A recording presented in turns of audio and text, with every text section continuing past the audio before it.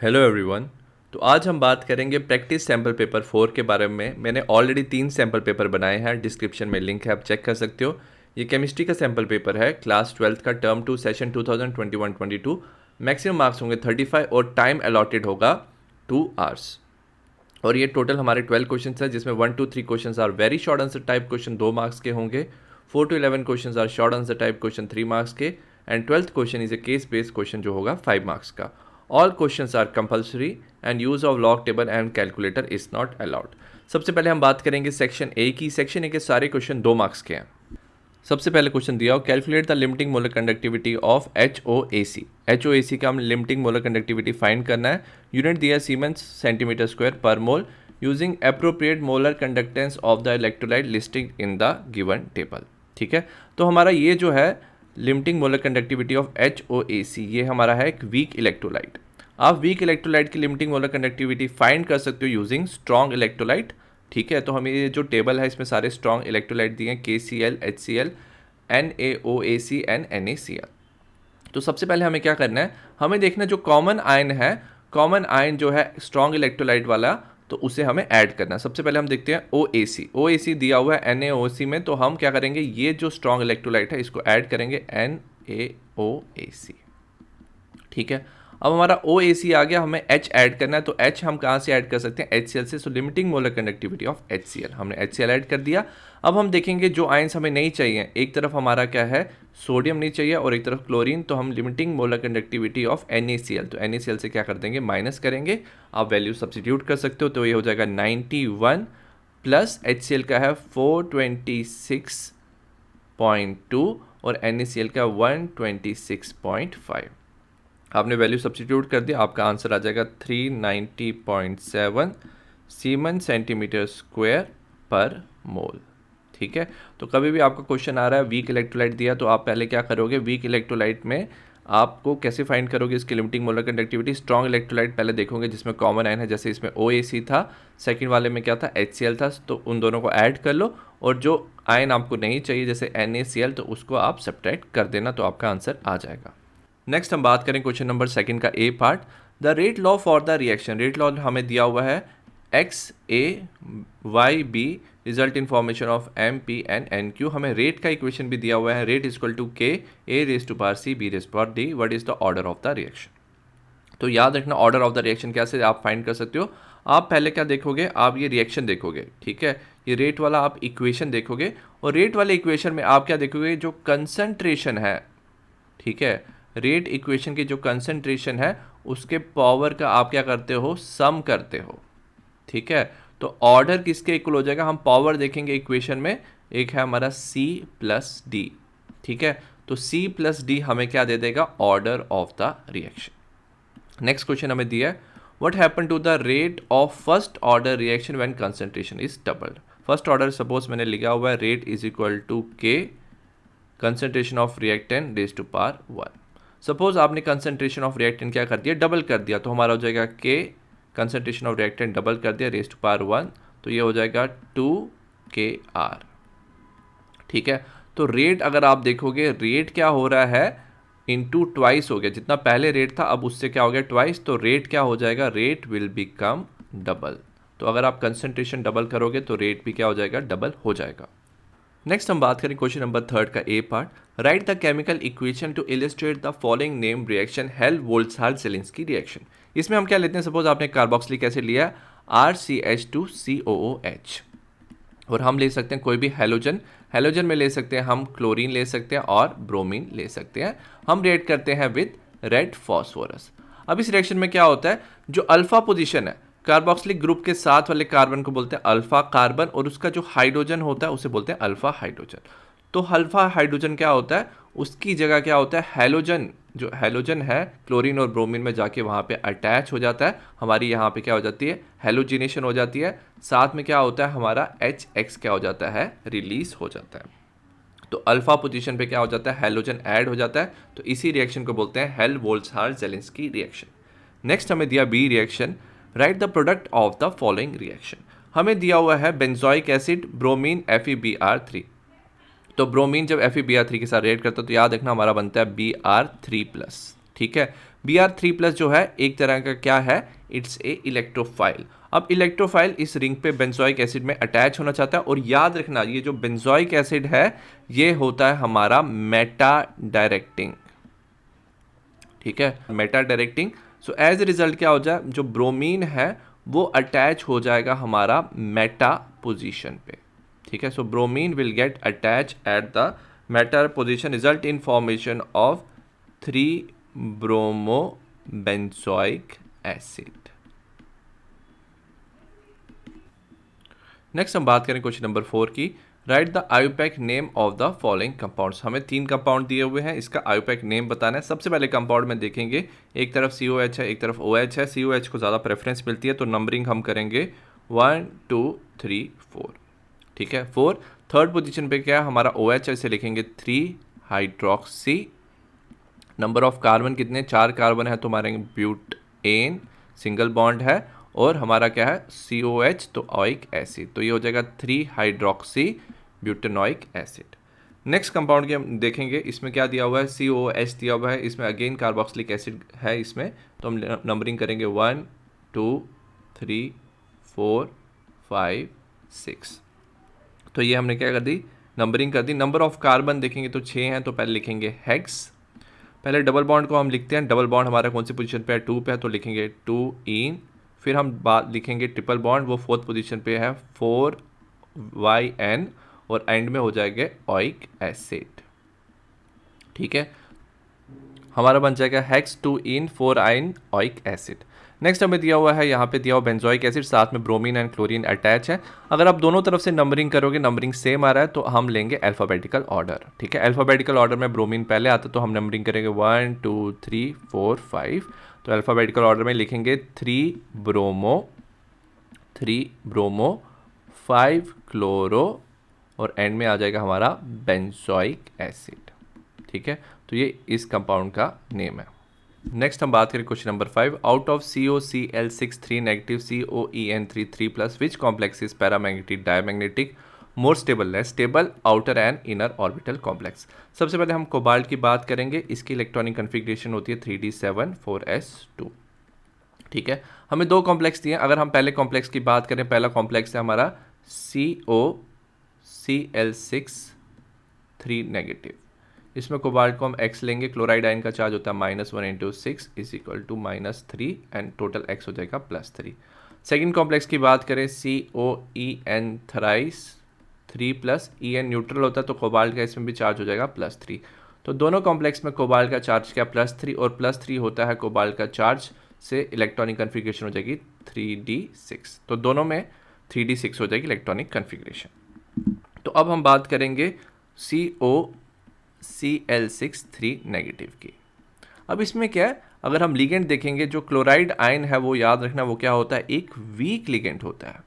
Week ligand होने से जो इलेक्ट्रॉन्स है उनकी पेयरिंग नहीं होगी। अगर हमें d ऑर्बिटल बनाऊं, ठीक है, 1 2 3 4 5, d ऑर्बिटल में क्या होगा, जो इलेक्ट्रॉन्स प्रेजेंट होंगे d ऑर्बिटल में, वो सारे इलेक्ट्रॉन्स क्या करेंगे, वो नॉर्मल अपनी फॉर्म में रहेंगे, ठीक है। कोई भी इलेक्ट्रॉन में रिपल्शन नहीं होगा, तो 6 के 6 इलेक्ट्रॉन d ऑर्बिटल में रहेंगे, 3d ऑर्बिटल में, और वहाँ पे वो इलेक्ट्रॉन्स पेयर्ड अनपेयर्ड फॉर्म में रहेंगे। और साथ वाले जो ऑर्बिटल्स हैं हमारा हो जाएगा, एक हो जाएगा हमारा 4s, फिर आ जाएगा हमारा 4p, और फिर आ जाएगा हमारा 4d 1 2 3 4, ठीक है। ये हो जाएगा 4s 4p एंड 4d। अब ये जो क्लोराइड आयन है और जो लिगेंड है उसने अपने इलेक्ट्रॉन डोनेट करने हैं, वो क्या करेगा, जो एम्प्टी ऑर्बिटल है वहाँ पे डोनेट करेगा 6, तो हम करेंगे 1 2 3 4 5 6, तो 6 इलेक्ट्रॉन पेयर डोनेट करेगा, और हाइब्रिडाइजेशन हो जाएगी sp3d2।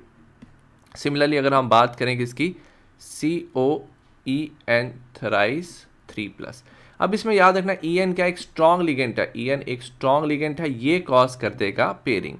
इसमें क्या हो जाएगी, पेयरिंग हो जाएगी। एज ए रिजल्ट क्या होगा, अगर मैं बनाऊंगा 3d ऑर्बिटल 1 2 3 4 5, ठीक है, फिर उसके बाद मैं बनाता हूँ 4s, फिर मैं बनाता हूँ 4p।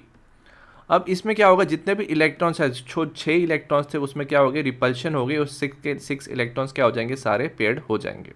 पेयरिंग होने से हमारा जो 3d है उसके जो 2 ऑर्बिटल्स हैं वो फ्री हो जाएंगे, 4s and 4p। So as a result क्या होगा, 3d ऑर्बिटल दो फ्री होने की वजह से जब वो इलेक्ट्रॉन डोनेट करेगा En, तो वो याद रखना En है डाइडेंटेट लिगेंड, तो 3 जो डाइडेंटेट लिगेंड है 6 इलेक्ट्रॉन पेयर डोनेट करेंगे, तो 6 इलेक्ट्रॉन वो क्या करेंगे, पेयर डोनेट करेंगे। ठीक है, सो 1 2 3 4 5 6 और हमारी हाइब्रिडाइजेशन हो जाएगी D2sp3। सबसे पहला क्वेश्चन पूछा है हमने, ये बना लिया, हमारा पहला क्वेश्चन पूछा है विच of the following is paramagnetic. तो याद रखना जो COCl6 3 नेगेटिव है, इसमें आपको दिख रहे हैं अनपेयर्ड इलेक्ट्रॉन्स, तो अनपेयर्ड इलेक्ट्रॉन्स होने की वजह से ये क्या होता है, पैरामैग्नेटिक होता है। ठीक है, पैरामैग्नेटिक होता है जितने अनपेयर्ड इलेक्ट्रॉन्स है, वेयर एज जो सेकेंड वाला कॉम्प्लेक्स है वो क्या हमारा डायामैग्नेटिक। नेक्स्ट क्वेश्चन दिया हुआ है विच इज मोर स्टेबल। अब याद रखना जो ये हमारा है कोबाल्ट, इसके अराउंड क्या है 6 क्या है क्लोराइड आयंस प्रेजेंट है लाइक दिस। ठीक है, whereas in case of COEN, इसमें क्या है जो EN है इथेन 1,2 डाई अमाइन जो है वो ऐसे प्रेजेंट है। ठीक है, अब याद रखना ये जो EN है वो इस in the form of a ring, इसे बोलते हैं हम चिलेट लिगेंड। जो EN है वो डाइडेंटेट लिगेंड है, वो एक रिंग की फॉर्म में रहता है, और याद रखना जिसमें चिलेट रिंग प्रेजेंट है वो ज़्यादा क्या होता है, स्टेबल होता है। तो डाइडेंटेट लिगेंड पॉलीडेंटेट लिगेंड याद रखना मॉनोडेंटेट लिगेंड से ज़्यादा स्टेबल होते हैं। So as a result second वाला कॉम्प्लेक्स ज़्यादा स्टेबल होगा और पहले वाला होगा लेस स्टेबल। और लास्ट पूछा हुआ है which form the outer orbital complex and inner orbital complex, जहाँ पे क्या यूज़ हो रहा है 4D, पहले वाले कॉम्प्लेक्स में 4D यूज़ हो रहा है, तो इसे हम बोल देंगे आउटर ऑर्बिटल। ठीक है, आउटर ऑर्बिटल मतलब 4D ऑर्बिटल यूज़ हो रहा है, और जिसमें 3D सेकंड वाले कॉम्प्लेक्स में क्या हो रहा है 3D कॉम्प्लेक्स यूज़ हो रहा है, हमारा 3D ऑर्बिटल यूज़ हो रहा है, तो इसे बोल देंगे हम इनर ऑर्बिटल कॉम्प्लेक्स। नेक्स्ट हम बात करेंगे सिक्स्थ के और वाला क्वेश्चन, इथाइन टू इथेनॉल, आपको इथाइन से इथेनॉल में कन्वर्ट करना है। इथाइन होता है हमारा CH triple bond CH, ethanol में कन्वर्ट करना है, तो आप क्या कर सकते हो, एडिशन ऑफ वाटर, आप वाटर ऐड कर सकते हो in presence of H2SO4 and HgSO4। ठीक है, तो याद रखना ये नॉर्मल एडिशन होगा, एक तरफ क्या होगा H ऐड हो जाएगा, हम लिखेंगे CH, H ऐड हो जाएगा, दूसरी तरफ क्या हो जाएगा एक और OH ऐड हो जाएगा। ठीक है, तो H plus and OH negative add हो जाएगा, नॉर्मल एडिशन। अब याद रखना इसमें क्या होता है, रीअरेंजमेंट होता है और कॉल्ड एज टॉटोमेरिज्म। टॉटोमेरिज्म में हमारा बन जाएगा CH3CHO। ठीक है, क्या होता है टॉटोमेरिज्म, ये जो OH में से हाइड्रोजन है वो क्या करेगा, this hydrogen will go to this carbon, इस कार्बन पे चला जाएगा, ये इलेक्ट्रॉन्स यहाँ पे शिफ्ट हो जाएंगे, और ये जो ऑक्सीजन के इलेक्ट्रॉन्स है यहाँ पे हमारा एल्डिहाइड बना देगा, तो हमारा बन जाएगा इथेनॉल। नेक्स्ट क्वेश्चन हमें दिया हुआ है, हमें कन्वर्ट करना है फिनॉल टू बेंजल डिहाइड, फिनॉल को बेंजल डिहाइड में कन्वर्ट करना है। सबसे पहले हम फिनॉल लेंगे। ठीक है, अब बेंजल डिहाइड में कन्वर्ट करने के लिए सबसे पहले हमें इसे बेंजीन में कन्वर्ट करना है, तो हम क्या करेंगे, जिंक डस्ट के साथ इसे हम हीट करेंगे। जैसे जिंक डस्ट के साथ हीट करेंगे तो हमारा बन जाएगा बेंजीन, और बेंजीन से अगर हमें बेंजल डिहाइड बनाना है तो हम क्या कर सकते हैं, गेटरमैन कोच रिएक्शन, तो हम कर सकते हैं COHCl के साथ क्या कर सकते हैं, रिएक्ट कर सकते हैं in presence of anhydrous AlCl3 और CuCl। तो ये गेटरमैन कोच रिएक्शन है, इसमें डायरेक्टली क्या होता है CHO ग्रुप क्या हो जाता है, अटैच हो जाता है, हमारा बेंजिल्डिहाइड बन जाएगा। नेक्स्ट हमें दिया हुआ है साइक्लोहेक्सेनॉल, साइक्लोहेक्सेनॉल दिया हुआ है हमें। ठीक है, इसे हमें कन्वर्ट करना है साइक्लोहेक्सेनॉन। ठीक है, साइक्लोहेक्सेनॉन में तो इसकी क्या हो रही है, ऑक्सीडेशन हो रही है, और हमें पता है अगर हम यूज़ कर रहे हैं CrO3, ये एक्चुअल में क्या है, अगर आप देखो ये एक सेकेंडरी अल्कोहल है, और अगर आप इसकी ऑक्सीडेशन करोगे CrO3 की प्रेजेंस में तो ये हमारा बना देगा कीटोन और साइक्लोहेक्सेनॉन। नेक्स्ट हम बात करें क्वेश्चन नंबर 6 की, write the product when acetaldehyde react with the following reagent. ठीक है, हमने सबसे पहले लिया CH3 C double bond OH, और हमने रिएक्ट किया हाइड्रोजन साइनाइड के साथ। ठीक है, हाइड्रोजन साइनाइड के साथ आप रिएक्ट करते हो, याद रखना जो CN नेगेटिव है वो क्या करता है, एक न्यूक्लियोफाइल की तरह काम करता है, कार्बोनाइल कार्बन पे अटैक करता है, ये जो इलेक्ट्रॉन्स है कार्बन ऑक्सीजन के ये ऑक्सीजन पे शिफ्ट हो जाते हैं और ऑक्सीजन हाइड्रोजन एक्सेप्ट कर लेता है, तो हमारा कंपाउंड बन जाता है CH3COH HCN, तो हमारा बन जाता है एस्टल्डिहाइड साइनोहाइड्रिन। नेक्स्ट हम रिएक्शन करते हैं CH3 CH double bond O, हम लेते हैं H2NOH, इसे बोलते हैं हाइड्रोक्सिल अमाइन। हाइड्रोक्सिल अमाइन के साथ रिएक्ट करते हैं तो क्या होता है, यहाँ से वाटर रिलीज हो जाता है और हमारा बन जाता है CH3 CH double bond NOH। इस कंपाउंड को बोलते हैं हम ऑक्साइम। सो एस्टल्डिहाइड ऑक्साइम बन जाता है। पहले में बन जाता है हमारा साइनोहाइड्रिन। और लास्ट हम बताएंगे, हमें दिया हुआ है CH3C डबल बॉन्ड OH, और हम इसे रिएक्ट कर रहे हैं डाइल्यूट NaOH। OH नेगेटिव लिया हुआ है हमने, और हम क्या करें, एक और एस्टल्डिहाइड के साथ HCH2C डबल बॉन्ड OH के साथ हम रिएक्ट कर रहे हैं।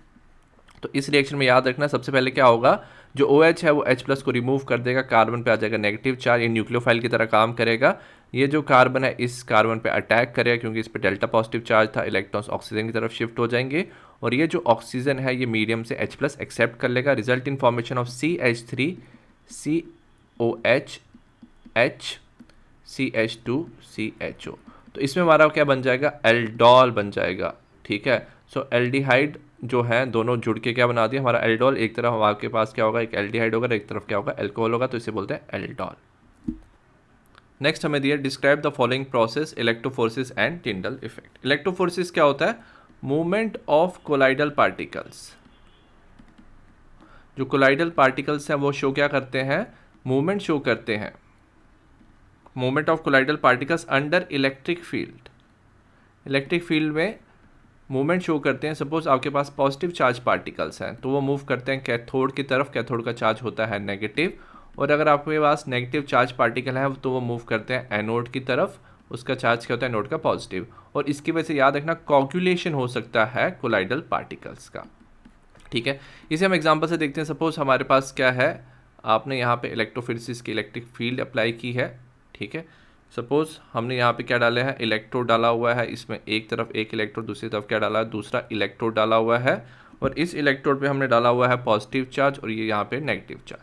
पॉजिटिव चार्ज को हम बोलते हैं एनोड, नेगेटिव चार्ज को हम बोलते हैं कैथोड। और सपोज आपने इसमें जो कोलाइडल सोल्यूशन डाला हुआ है वो हमने डाला हुआ है, suppose negatively charge colloidal solution of AS2S3, arsenic sulphide का आपने क्या डाला हुआ है, negatively charge sol. So as a result क्या होगा, नेगेटिव चार्ज होने की वजह से ये जो पॉजिटिव चार्ज है यहाँ पे क्या हो जाएगा, चला जाएगा, और यहाँ पे AS2S3 जो होगा यहाँ पे क्या हो जाएगा, कोगुलेट हो जाएगा।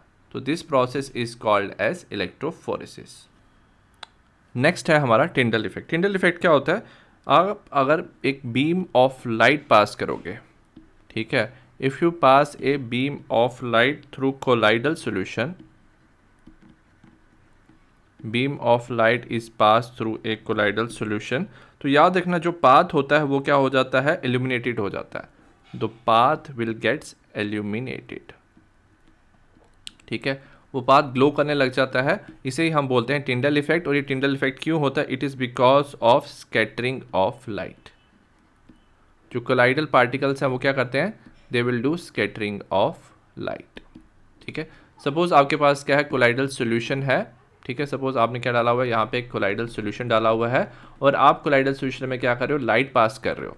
ठीक है, अगर आप पास कर रहे हो लाइट, तो जो लाइट का जो पाथ है वो क्या हो जाता है, विजिबल हो जाता है। The path of the light will become visible. ऐसा क्यों होता है, जो कोलाइडल पार्टिकल्स हैं वो लाइट के साथ क्या करते हैं, स्कैटरिंग करते हैं उसकी वजह से पाथ हो जाता है एलिमिनेटेड, और इसे ही बोलते हैं हम टिंडल इफेक्ट।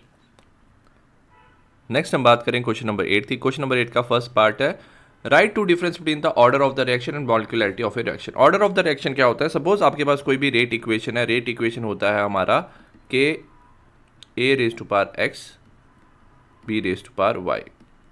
तो आप क्या करते हो, you will do the sum of power of concentration terms.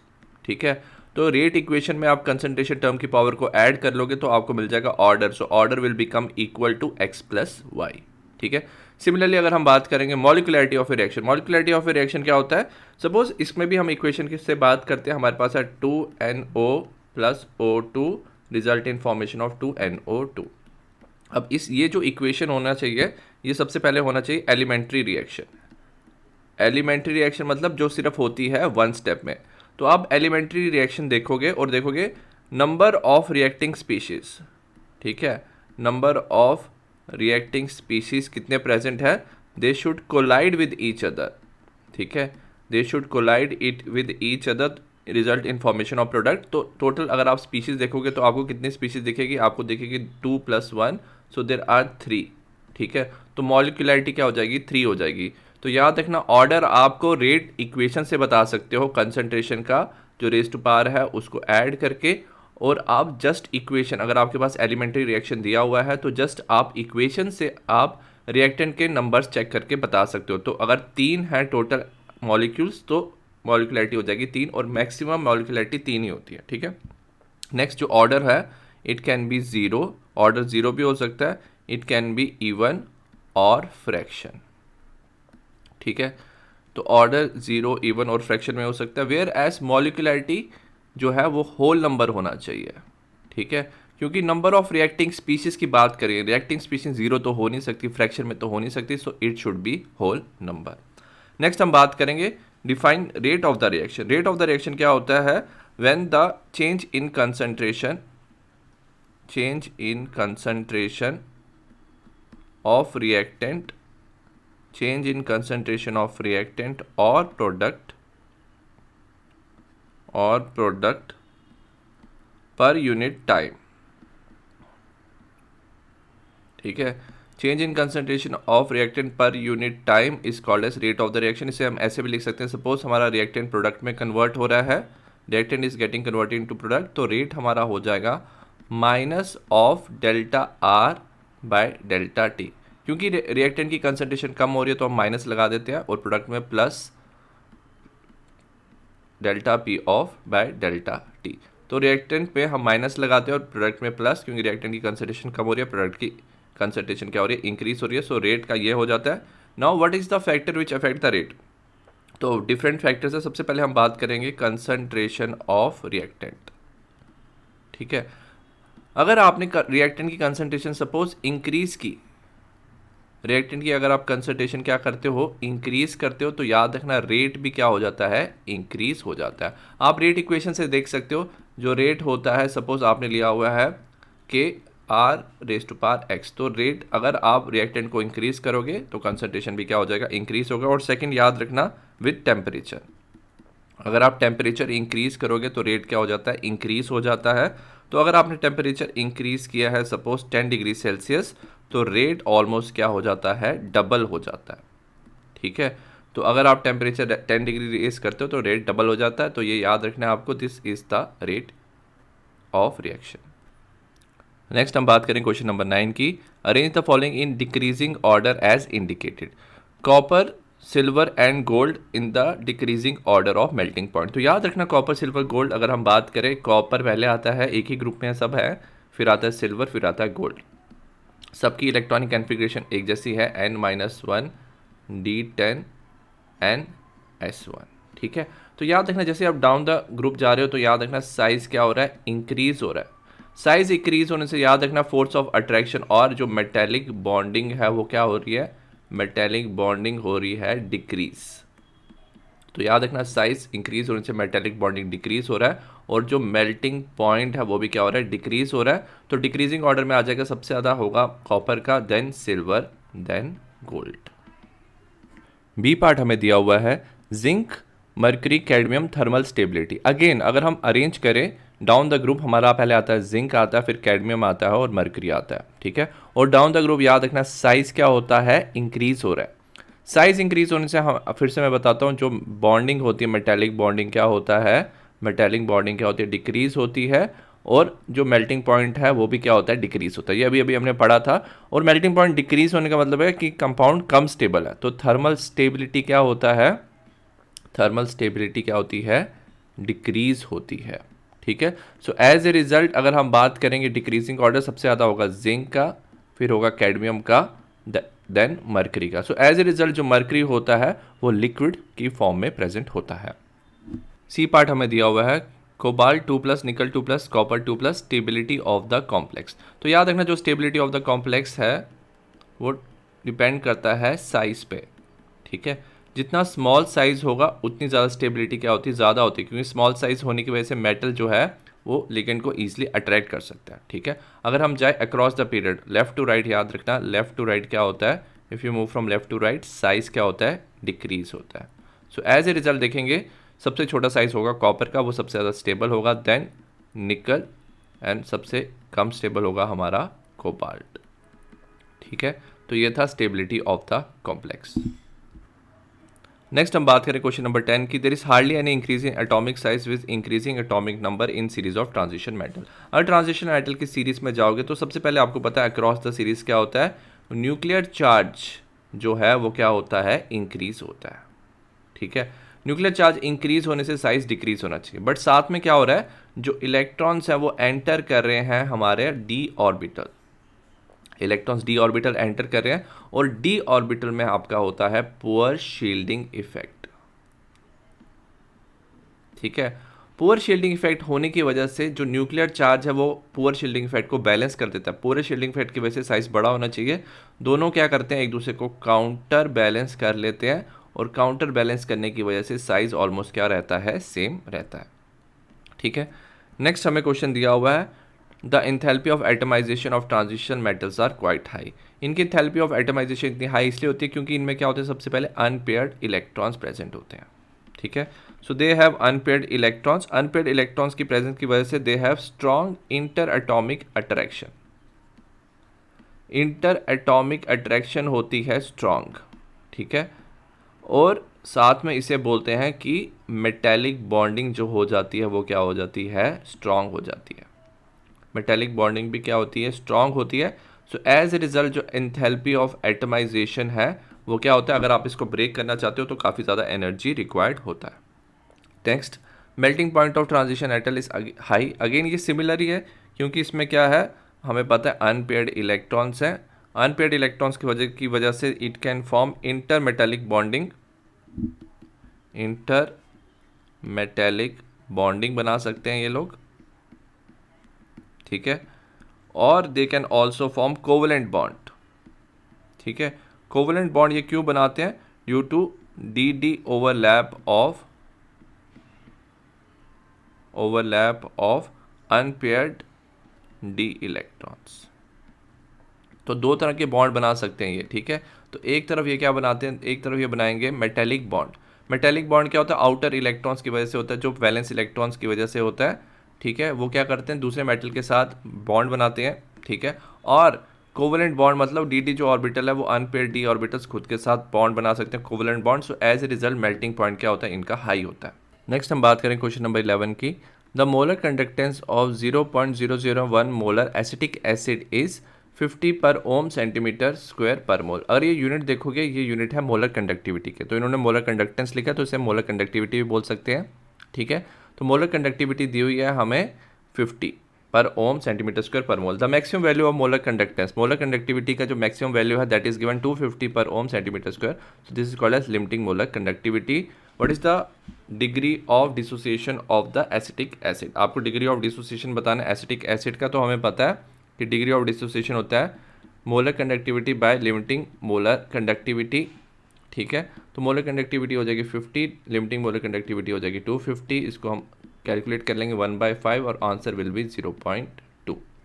Next question दिया हुआ है, the conductivity of 0.00128 moles per litre. तो हमें कंसनट्रेशन दे दिया है, कंडक्टिविटी दिया हुआ है ये which is kappa 4.95 10⁻⁵ siemens per centimetre.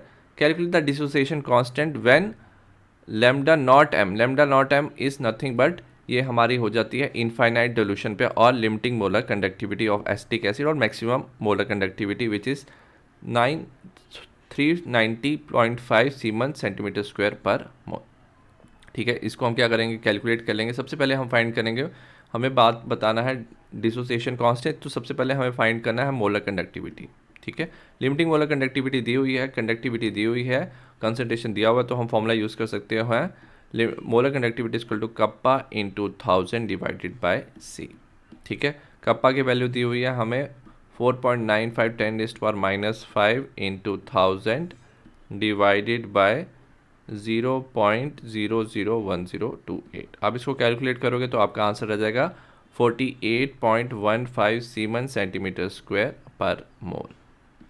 ये आपका आंसर आ जाएगा। ठीक है, नेक्स्ट हम बात करेंगे अल्फा की वैल्यू निकालेंगे। अभी हमने पढ़ा था molar conductivity by limiting molar conductivity. Molar conductivity है हमारी 48.15, limiting molar conductivity already given है विच इज़ 390। आप कैलकुलेट करोगे तो आपका आंसर आ जाएगा 0.1233। अब हमें निकालना है value of the dissociation constant, तो के ए की वैल्यू होती है C alpha square 1 minus alpha. ठीक है, सी की वैल्यू लिख लेंगे हम 0.00102 कंसंट्रेशन है, अल्फ़ा है हमारा 0.1233 का स्क्वायर डिवाइडेड बाय 1 माइनस 0.1233। आप कैलकुलेट करोगे तो के ए डिसोसिएशन कांस्टेंट का वैल्यू आ जाएगा 1.78 इंटू 10⁻⁻5 मोल्स पर लीटर। तो ये होगा इसका आंसर। नेक्स्ट हम बात करेंगे और वाला क्वेश्चन है, the standard reduction potential at 298 kelvin for the following half cells are given. हमें दिया है zinc, chromium, H plus and Fe3+ के हमें दिया हुआ है, रिडक्शन पोटेंशियल दिया हुआ है, which is the strongest reducing agent, हमें वैल्यूज दी हुई है। तो सबसे पहले आपको पता होना चाहिए कि रिडक्शन पोटेंशियल, ठीक है, अगर रिडक्शन पोटेंशियल क्या है, ज़्यादा है, if reduction potential is high, तो ईजिली क्या हो सकती है, रिडक्शन क्या हो जाएगी, ईजिली हो जाएगी। और जो रिडक्शन ईजिली करता है वो एक्ट करता है स्ट्रॉन्ग ऑक्सीडाइजिंग एजेंट। ठीक है, वो स्ट्रॉन्ग ऑक्सीडाइजिंग एजेंट होता है, खुद तो रिड्यूस हो जाता है बट दूसरे को क्या कर देता है, ऑक्सीडाइज कर देता है। सिमिलरली अगर हम इसकी रिवर्स वैल्यू की बात करें, reduction potential, suppose reduction potential आपने क्या लिया है, कम लिया है, तो कंपाउंड क्या शो करेगा, ऑक्सीडेशन शो करेगा। ऑक्सीडेशन क्या हो जाएगा, उसका इंक्रीज हो जाएगा। और अगर ऑक्सीडेशन इंक्रीज हो रहा है तो it will be strong reducing agent. ठीक है, तो क्वेश्चन में हमें क्या पूछा हुआ है, विच of the following is the strongest reducing agent, तो मतलब जिसमें रिडक्शन पोटेंशियल की वैल्यू क्या होनी चाहिए है, लीस्ट होनी चाहिए। जिसमें रिडक्शन पोटेंशियल की वैल्यू लीस्ट होगी वो होगा स्ट्रॉन्ग रिड्यूसिंग एजेंट। सब में हम चेक कर लेंगे। और जिंक का क्या होगा, -0.762, जिसकी लीस्ट वैल्यू है, तो इसमें जिंक हो जाएगा हमारा strongest reducing agent. B question दिया, arrange the following in increasing order of their oxidising ability. अभी मैंने बताया था स्ट्रॉन्गेस्ट ऑक्सीडाइजिंग एजेंट कौन होगा, जिसका रिडक्शन पोटेंशियल क्या होगा, हाई होगा। तो आपको इनकी वैल्यूज याद रखनी है। मोस्टली क्वेश्चन में दिया होना चाहिए, बट अगर नहीं दिया तो आपको वैल्यूज याद रखनी पड़ेगी। तो हो जाएगा हमारा एल्यूमिनियम 3+, क्रोमियम 3+, निकल 3+ एंड Pb2+। तो जिसकी रिडक्शन पोटेंशियल की वैल्यू क्या होगी, रिडक्शन पोटेंशियल वैल्यू की ज़्यादा होगी, तो उसका जो ऑक्सीडाइजिंग एबिलिटी है वो दूसरे को ईजिली क्या कर पाएगा, ऑक्सीडाइज कर पाएगा। नेक्स्ट हम बात करेंगे सेक्शन सी। सेक्शन सी है हमारा 5 मार्क्स का। सबसे पहले दिया है, read the passage given below and answer the question that follows. Aldehyde ketone having the acetyl group, aldehyde ketone में अगर एसिटाइल ग्रुप प्रेजेंट है, they are oxidised by sodium hypohalite which is NaOX। ठीक है, तो हमने अगर aldehyde ketone जिसमें acetyl group present है विच इज CH3CO, तो वो NaOX के साथ और हैलोजन विद अल्कली रिएक्ट करता है to form corresponding salt, sodium salt having 1 less carbon than the carbonyl compound Na give a haloform. Suppose आपने लिया RC+CH3, तो इसमें एसिटाइल ग्रुप प्रेजेंट है, NaOX के साथ आपने रिएक्ट किया, तो आपको एक कार्बोक्सिलिक एसिड मिलेगा जिसमें एक कार्बन क्या है, कम है स्टार्टिंग कार्बोनाइल कंपाउंड से। ठीक है, और यहाँ पे जो CH3 ग्रुप है ये कन्वर्ट कर देता है हेलो फॉर्म में। सोडियम हाइपोआयोडाइड, सपोज आपने यूज़ किया NaOI, सोडियम हाइपोआयोडाइड, अगर आप इसको रिएक्ट करते हो तो आपका बन जाता है CHI3 which is iodo form, जिसका क्या होता है, येलो प्रेसिपिटेट होता है। ठीक है, और याद रखना जो hello form reaction does not affect the carbon carbon double bond. इसके साथ एक और चीज़ याद रखना कि अगर आपके पास CH3C+O है ग्रुप, और अगर आपके पास ग्रुप प्रेजेंट है CH3CHOH, तो दोनों ग्रुप जो होते हैं, ठीक है, जो दोनों ग्रुप है ये दोनों शो कर सकते हैं हमारा हेलोफॉर्म टेस्ट और आइडोफॉर्म टेस्ट। तो ये चीज़ आपको ध्यान में रखनी है। सबसे पहला क्वेश्चन दिया हुआ है, among the propane aldehyde and isopropyl alcohol. Propane aldehyde होता है CH3CH2CHO एंड आइसोप्रोपाइल अल्कोहल होता है CH3CH3OH। Which of the following will give iodoform test, कौन आयोडोफॉर्म टेस्ट देगा। सबसे पहले हमें दिया हुआ है यहाँ पे, अगर आप देखोगे कार्बोनाइल ग्रुप के साथ हमें दिया CH3CH2, तो ये आयोडोफॉर्म टेस्ट शो नहीं करेगा। बट अगर हम सेकंड आइसोप्रोपाइल अल्कोहल को देखेंगे, इसमें दिया हुआ CH3CHOH, तो ये वाला जो ग्रुप है वो आयोडोफॉर्म टेस्ट, तो isopropyl alcohol will give iodoform test. Next हमें दिया हुआ है iodoform reaction with the acetone. Acetone लेंगे CH3, C double bond O CH3, हमने रिएक्ट किया NaOI के साथ, तो हमारा बन जाएगा NaOH के साथ आप रेट करोगे आपका बनेगा CH3COONA, ठीक है, और प्लस बनेगा आपका आइडोफॉर्म। सी पार्ट हमें दिया, फॉर ए गिवन रिएक्शन ए जो है वो बी में कन्वर्ट हो रहा है और बी को हीट करोगे तो आपको मिलेगा COH और एक तरफ कीटोन। तो अगर आपको सिंपल दिख रहा है कि यहाँ पे क्या हो रही है, आइडोफॉर्म की रिएक्शन हो रही है। आइडोफॉर्म की रिएक्शन में हमें मिल जाता है कार्बोक्सिलिक एसिड, ठीक है, COH। तो मतलब ये जो COH था इनिशियली जो ए में क्या होना चाहिए, ये इनिशियली ये क्या होना चाहिए, इसकी जगह C double bond O CH3 present होना चाहिए। तो अगर हम इनिशियल रिएक्शन की बात करें तो हमारा इनिशियल रिएक्शन में क्या होगा, अगर यहाँ पे सपोज कीटोन है और यहाँ पे होगा, यहाँ पे मिथाइल है और साथ में अटैच है C double bond O CH3, ठीक है, तो ये हो जाएगा हमारा A। अगर आप इसकी क्या करते हो, हेलो फॉर्म रिएक्शन करते हो तो आपका बन जाएगा ये double bond O COO minus और हीट करने पे ये बन जाएगा COH। तो ये चीज़ याद रखना, ठीक है। Next, an organic compound A has a molecular formula C3H6O and give iodoform test। C3H6O का हम बनाना भी चाहे तो हम दो ही कंपाउंड बना सकते हैं, एक जिसमें कार्बोनाइल ग्रुप प्रेजेंट है, एक हमारा बना सकते हैं acetone CH3C double bond O CH3 और CH3CH2COH प्रोपेनल बना सकते हो आप, या तो एसीटोन या प्रोपेनल बना सकते हो। अगर आप बात करोगे एसीटोन में there is presence of, acetone में किस चीज़ की प्रेजेंस है, there is presence of CH3CO group की, बट प्रोपेनल में ये ग्रुप प्रेजेंट नहीं है। सो एज ए रिजल्ट सिर्फ एसीटोन ही क्या शो करेगा, ओनली एसीटोन जो है विद मॉलिक्यूलर फॉर्मूला C3H6O ये रिएक्शन शो करेगा। आई होप आपको ये वीडियो समझ आया हो। सिमिलर वीडियोस मैंने डिस्क्रिप्शन में लिंक डाला हुआ है, आप चेक कर सकते हो। तो see you in the next video, bye.